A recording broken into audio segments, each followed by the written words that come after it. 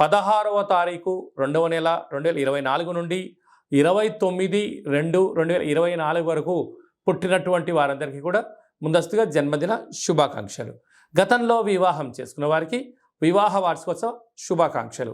ద్వాదశ రాశుల్లో గ్రహ గమనాన్ని ఒకసారి వీక్షింపచేద్దాం.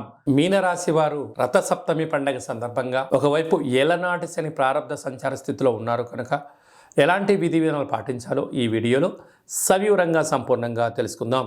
మీనరాశిలో ఏ నక్షత్రాలు వస్తాయనగా పూర్వాభాద్ర నక్షత్రంలోని చివరి పాదం 4వ పాదము, ఉత్తరాభాద్ర నక్షత్రంలోని 4 పాదాలు, రేవతి నక్షత్రంలోని 4 పాదాలు కలిపితే మీనరాశి. చాలామందికి పుట్టినటువంటి కాల సమయంలో డేటా బర్త్లు లేనటువంటి కారణం వలన పేరు యొక్క మొదటి అక్షరాన్ని అనుసరిస్తూ ఆ రాశిని తెలుసుకునే ప్రయత్నం అవుతుంది. అవి ఏ అక్షరాలు సరి పరిశీలన చేద్దాం. ది, దుమ్, షం, ఝ, ద, దే, దో, చ, చి అక్షరాల వారందరూ కూడా మీనరాశి జాతకులే. మీనరాశి యొక్క అధిపతి దేవగురు బృహస్పతి. ఏడాది తర్వాత శని భగవాను చేత రవి భగవానుడు సంచారం చేయడము, రథసప్తమి పండగ రావడం వలన ఒకవైపు ఏలనాటి శని సంచార స్థితి, మరోవైపు వ్యయంలో రవి శనుల సంచార స్థితి ఉన్నప్పుడు మీరు ఎలాంటి పరిస్థితుల్లోనైనా తొందరపాటు నిర్ణయాలకు ఇది సరైన సమయం కాదు. దూర వాయు జల ప్రయాణాలతో చేసేటప్పుడు ఎన్నో జాగ్రత్తలు అవసరం. మితిమీరిన వేగం ప్రమాదకరం.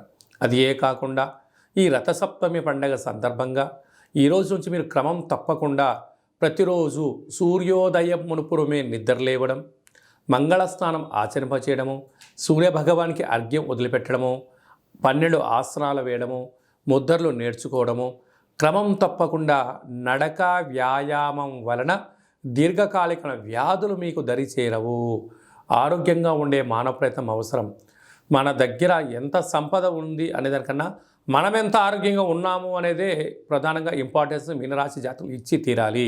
వీలైనంత వరకు నవగ్రహాలలో సూర్యభగవానునికి ఎర్రటి మందార పుష్పాల చేత గులాబీ పుష్పాల చేత అర్చన చేయడం వలన శత్రువులు రుణ రోగ సమస్యలు తొలగిపోతాయని చెప్పి గమనించాలి. రాశిలోనే రాహు సంచార స్థితి ఉండడం వలన తొందరపాటు నిర్ణయాలకు సరైన సమయం కాదు. అప్పులు ఇచ్చి పుచ్చుకునే వ్యవహారంలో ఎంతో జాగ్రత్త అవసరం. విశేషంగా సప్తమ స్థానంలో కేతు సంచార స్థితి ఉండడం వలన ప్రేమికుల మధ్య, భార్యాభర్తల మధ్య కొత్త నూతన వ్యాపార కార్యం ప్రారంభించాలి అనే ఆలోచన రావడము యోగదాయకం. లాభస్థానంలో కుజ బుధ శుక్ర సంచార స్థితి, రియల్ ఎస్టేట్లు, గృహాలు, వాహనాలు, భవనాలు, క్రయ విక్రయాలు యోగదాయకం.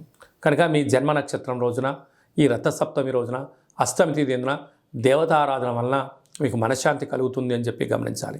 నీటి వ్యాపారాలు, హోటల్ వ్యాపారాలు, స్వయం వృత్తులు, వ్యవసాయ సోదరీమణులు, గృహ భవన నిర్మాణ కార్యక్రమం చేసేవారు, హాస్య నటులు, జర్నలిస్టులు, యూట్యూబ్, వాట్సాప్, ఫేస్బుక్ నడిపే వారందరికీ కూడా ఏకాగ్రత అవసరం అని చెప్పి గమనించాలి.